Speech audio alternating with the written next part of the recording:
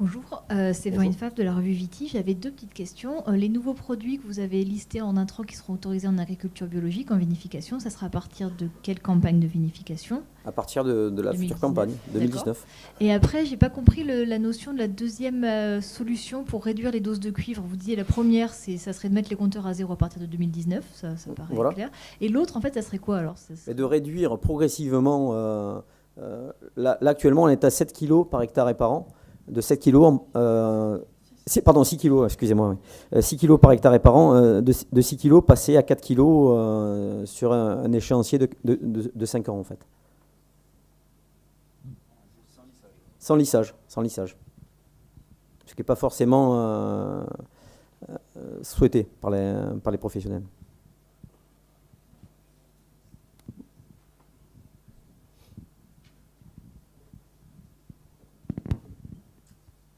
Oui, vous parlez du cuivre. Alors, vous parlez du cuivre, donc pendant du cuivre, mais dans les sols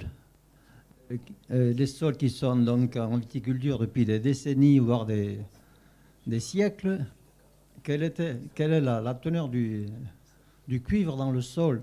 Alors des études ont été menées, et notamment en climat méditerranéen, mais également dans la plupart des sols viticoles français. Les teneurs en cuivre sont relativement faibles. Il n'y a que sur des sols très hydromorphes que l'on retrouve dans le nord de l'Europe qu'on peut trouver des horizons d'accumulation du cuivre. Les doses de cuivre utilisées sont de plus en plus faibles. Les vignerons appliquent de manière raisonnée leur traitement. Donc de fait, on va aller vers une limitation de la présence de cuivre dans les sols, puisque le cuivre présent dans les sols est lessivé et disparaît des sols. Il n'y a que dans les sols vraiment très hydromorphes où on a vraiment des zones d'accumulation de cuivre qui peuvent poser problème. Et c'est uniquement sur certains sols du nord de l'Europe. Alors, autre question, vous avez parlé donc des vendanges manuelles. Alors, ça apporterait quoi en agriculture et biologique par rapport à la vendange mécanique par des machines à vendanger? Qu'est-ce que ça apporte, la vendange manuelle? Techniquement, je parlais de la vendange manuelle uniquement sur les vins nature. Les vignerons souhaitent qu'il y ait une vendange manuelle pour être dans l'esprit d'un interventionnisme réduit. Mais après, quand une machine à vendanger conduite lentement en respectant les vitesses préconisées par les fabricants ne pose aucun problème. On a maintenant des machines très très performantes qui permettent d'avoir des raisins qui arrivent en très belle intégrité à la cave. Ça pose aucun problème. Qu'en pense le viticulteur? Effectivement, d'un point de vue œnologique, aujourd'hui on arrive à faire de très beaux vins avec les machines ont fait des progrès extraordinaires. Donc aujourd'hui, il y a des vendanges manuelles qui rentrent du raisin impeccable. Après, effectivement, quand on cherche à se démarquer, moi sur mon exploitation, on va utiliser, on vendange à la main, mais aussi parce qu'on a une petite exploitation et qu'on est sur des produits qui sont très valorisés. Donc ça a un coût, quoi. Et deuxièmement, en termes de qualité, effectivement, la machine fait de très bonnes choses. La question qui est posée derrière, c'était vraiment quelle définition on met derrière un vin nature. C'est ça la question. Et effectivement, quand on est en bio, vous avez compris, on a un socle qui dit pas d'OGM, qui dit pas de produits de synthèse, pas d'herbicides, où on a quand même des grandes valeurs fondamentales et respectueuses de l'environnement. Et les agriculteurs se posent des questions, les agriculteurs bio, comment aller plus loin? Donc le vin nature, c'est une façon. On a parlé de la biodiversité, on a parlé de biodynamie, et il y a des questionnements, on est dans une phase de questionnement. La question, c'est comment on va certifier ça, puisqu'on est tous ici très attachés à la certification, puisque c'est ce qui a été dit. C'est facile, je peux vous raconter plein d'histoires et être très sincère, et croire à mes histoires, vous comprenez, et vous allez y croire. Mais quand j'ai EcoCert qui vient me contrôler chaque année, je veux dire, personnellement, je fais tout dans les règles, mais chaque année, quand même, j'ai des sueurs froides. Bon, voilà, c'est parce que c'est mon caractère d'être peut-être un peu tendu, mais c'est jamais une partie de plaisir. Et après, c'est pas le coup qui nous arrête. Mais par contre, ça, depuis le début, moi, depuis 2000, je sais que quand je dis je suis en agriculture biologique, je travaille de façon respectueuse de l'environnement, il n'y a pas que moi qui le dis, et il y a un organisme qui vient, qui contrôle avec un cahier des charges qui est défini. Et ça, je pense que c'est quand même important. Ouais, non, mais alors ça, écoutez, les organismes de contrôle sont sous contrôle de l'INAO. Ils sont audités par l'INAO. Ils sont audités par l'INAO. Et tout se passe très bien. Non. Moi, ça, je peux vous dire. Non. Non. Bonjour, moi j'avais une question par rapport justement au vin de nature. Donc ça a été dit tout à l'heure que l'allégation était interdite. Et donc, pourtant on en parle. Oui. Et il y a justement même une réflexion au niveau de l'INAO du cahier des charges. C'est-à-dire que ce n'est pas une allégation qui est certifiée par aucun organisme audité. Mais par contre, qu'est-ce qu'il en est en fait Alors, pour l'instant, il n'y a pas de cadre juridique, mais l'INAO travaille sur en fait, les vins sans intrants. Le terme nature ne sera pas utilisé. Pour l'instant, on est en train les vignerons sont en train de chercher une nouvelle dénomination. Le service des fraudes ne souhaite pas que soit utilisé le terme nature. Justement, qu'est-ce qu'on peut mettre sur une étiquette quand il y a une démarche de ce type-là? Je pense que interdit à mettre plutôt. Le terme nature est à proscrire, évidemment, même s'il figure sur de nombreuses étiquettes. Et c'est le souhait du service des fraudes de ne plus le voir présent sur les étiquettes. Je pense qu'il faut que les vignerons qui élaborent des vins nature se regroupent et essaient de réfléchir pour proposer un terme plus adapté et qui soit accepté de tous. Pour l'instant, c'est pas interdit. C'est pas souhaité, mais c'est pas interdit. Les fraudes souhaitent que ce soit interdit.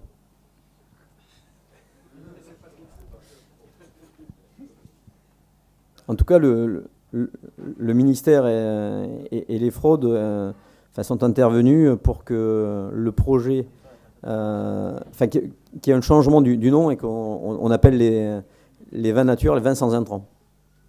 Je pense pour compléter, c'est que tout le monde de part et d'autre, producteurs, consommateurs, également les autorités et les fraudes font un constat qu'il y a effectivement une demande pour un certain type de produit.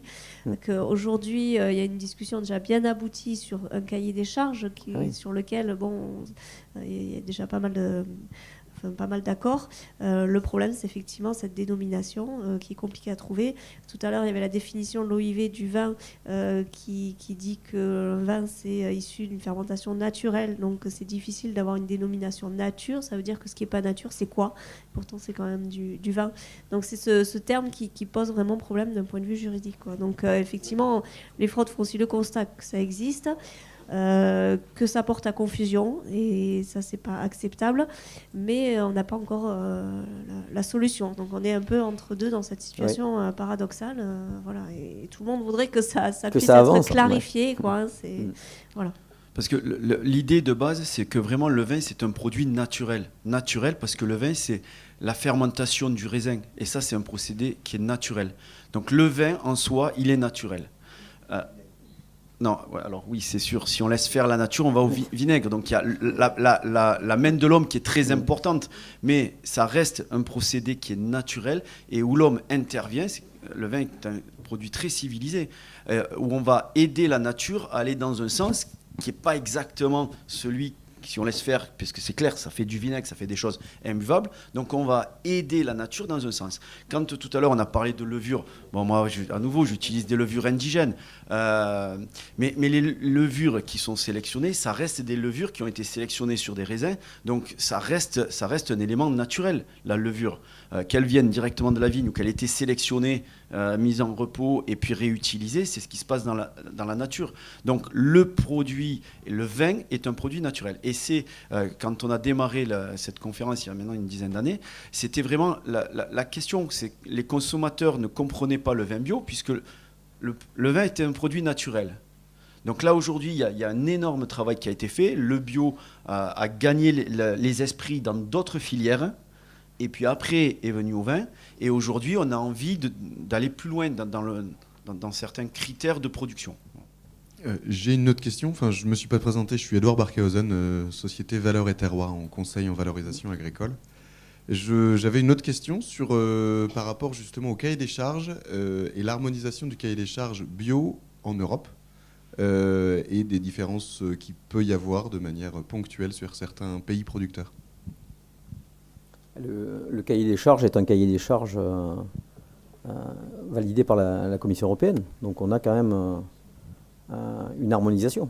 Je te laisse... Peut-être que vous parliez de l'harmonisation au niveau du système de contrôle entre les différents États, peut-être ?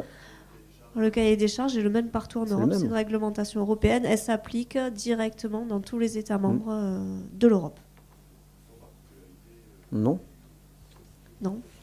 Sur tout ce qui est encadré par le règlement européen, il y a effectivement des filières qui ne font pas encore partie du cahier des charges. Donc là, il peut y avoir des réglementations nationales, mais tout ce qui est cadré par la réglementation européenne, et notamment la filière vin, s'applique de la même manière partout. Je crois que monsieur avait une question. Elle a été posée, merci. D'accord, parfait. Une autre question ? Oui, Non.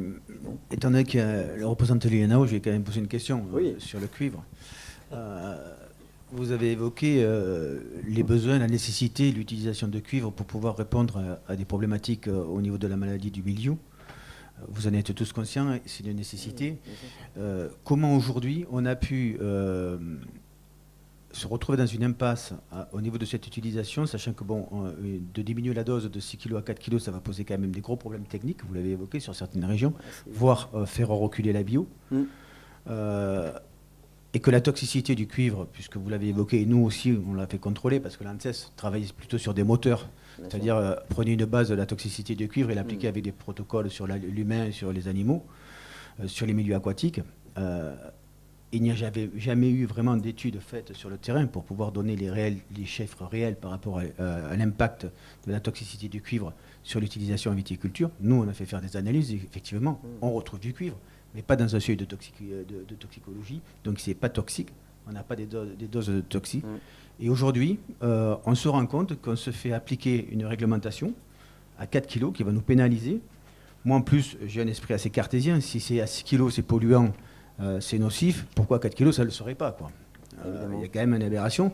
Et quand on voit que le cuivre, en 2 ans, on nous applique une restriction à 4 kg, et que pour le glyphosate, on n'arrive pas à trouver des solutions pour l'éliminer, ça me pose quand même des problèmes de synthèse. Est-ce que c'est réellement un problème technique, le cuivre, ou c'est plutôt un problème politique et de lobby ? Parce qu'effectivement, si toute l'agriculture conventionnelle passait en bio, on aurait un réel problème économique au niveau des firmes phytosanitaires. Parce qu'il faut savoir que les intrants au niveau de la bio, c'est 3 fois moins cher que les intrants conventionnels. Et effectivement, je pense que ceux qui n'ont pas eu le temps de se réorganiser, ce n'est pas nous, mais c'est les firmes phytosanitaires pour la biodiversité et tous ces produits-là. Et ce qui est décevant, c'est que nous, en tant que producteurs, en tant que défenseurs au niveau de l'éthique et de la volonté des consommateurs, on n'a pas été capable d'avoir un lobby plus fort pour pouvoir continuer à développer l'agriculture biologique. Moi, la vraie question que je me pose, est-ce qu'il vaut mieux continuer à développer l'agriculture biologique avec 6 kg de cuivre ou continuer une agriculture conventionnelle avec des glyphosates et des insecticides ? Moi, la réponse, je me la suis totalement trouvée. Ça fait 30 ans que je suis en bio. Donc, aujourd'hui, l'hypocrisie et les mises en place, effectivement, la bio, on est des marginaux. On nous l'a toujours reproché, on n'est pas institué d'une façon cohérente. Mais on a des valeurs. Et ces valeurs-là, aujourd'hui, moi, je me sens un peu lésé dans mon développement de la bio, parce qu'on demande de répondre à une attente sociétale. Et grâce à des mesures qui vont être mises en place, on va ne pas pouvoir continuer à ce développement. Vous avez donné un exemple sur lequel on vous avait sollicité depuis 5 ans, sur les apports azotés au niveau des autolysats de levure, qui étaient autorisés par les Américains au niveau du NOP, et interdits sur l'Europe. C'est-à-dire que si on faisait des apports azotés au niveau français, on n'avait plus accès au NOP, et si on faisait des apports azotés avec les produits du NOP, on n'avait plus accès au bio français. C'est une aberration totale, et on a mis 5 ans pour pouvoir le faire accepter. Aujourd'hui, tant mieux. C'est le cas. C'est le cas. Mais c'est quand même dommageable qu'à à ce niveau-là, au niveau européen ou même au niveau national, on n'ait pas les compétences techniques pour pouvoir comprendre que la bio, c'est un marché différent, une façon de travailler différente et une approche totalement différente.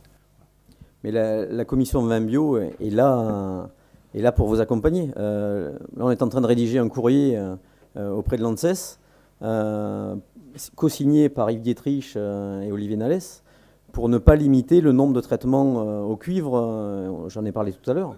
On a vraiment conscience de ça. Et il faut voir l'INAO comme une instance à vos côtés. Et pas... Oui, non, mais je l'ai entendu, bien évidemment. C'est juste pour vous donner des appuis pour pouvoir aller négocier. C'est pas du tout pour vous contredire. Olivier Nalès fait partie des gens qui nous soutiennent et nous, on participe à ces commissions-là. Mais aujourd'hui, la grosse problématique du bio, c'est effectivement, on représente 10%. Donc, il reste 90% des surfaces qui ne sont pas en bio. Et on n'a pas mis en place encore des instances qui sont des instances dirigeantes qui sont que des bio. Je suis désolé, mais à l'INAO, quand vous passez au comité directeur de l'INAO, il y a quand même 90% de mecs qui sont conventionnels et 10% qui sont en bio. Donc effectivement, faire passer des messages dans des instituts comme ça, c'est assez compliqué. Nous, ce qu'on essaie de faire avec Sud Bio, avec France Bio, c'est que toutes les décisions qui concernent le bio soient prises par des bio. Voilà. C'est-à-dire que la négociation doit se mener par une instance reconnaissant les capacités à gérer leur avenir à travers le bio. Voilà. Et ça, c'est un peu difficile. Je vais rebondir tout de suite parce qu'on a une demande qui nous est faite par le ministère de faire entrer les organismes professionnels encore davantage dans que le bio s'inscrive davantage dans les filières professionnelles, là où on ne nous laisse pas la place, parce que parfois ça arrive. On ne nous laisse pas beaucoup de place, on ne nous invite pas à y venir. Et donc, il va falloir qu'on puisse intégrer ces filières. Et je pense que sur la table, là, on est quelques-uns déjà s'y être frottés. C'est pas toujours facile. Mais on le fera. On le fera parce que je pense que l'agriculture biologique est vraiment un mode maintenant de développement reconnu de tous, souhaité par un bon nombre de personnes. Et il faut qu'on arrive à prendre notre place. Pour ça, il faudra que certains soit ils agrandissent le banc ou alors qu'ils nous en laissent un petit peu plus de place. Voilà. Mais c'est un gros sujet pour nous.